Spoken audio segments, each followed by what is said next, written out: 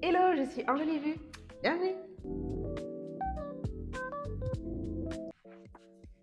Hello jolie vue, est-ce que tu pourrais te présenter? Oui, bien sûr, je m'appelle Gabriella, je suis décoratrice d'intérieur et experte en sous-location professionnelle pour faire de la location courte durée. Et depuis quand tu pratiques cette activité?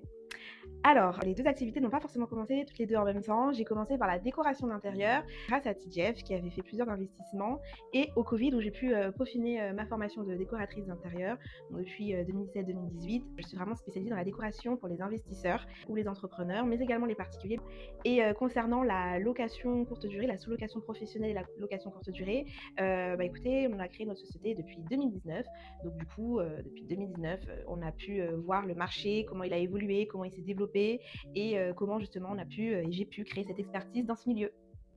Et je me demandais, est-ce que vous proposez des formations? Alors oui, on propose des formations pour la sous-location professionnelle et surtout pour comment faire de la location courte durée.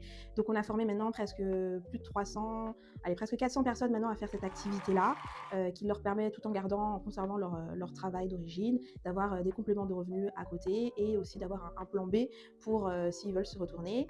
Et concernant la décoration d'intérieur, ce n'est pas encore le cas, je ne forme pas encore sur cela, mais par contre je compte proposer des ateliers pour tout type particulier comme professionnel qui s'intéresserait à avoir des petites subtilités pour justement leur habitation. Et du coup, comment tu arrives à trouver un équilibre entre ta vie pro et ta vie perso?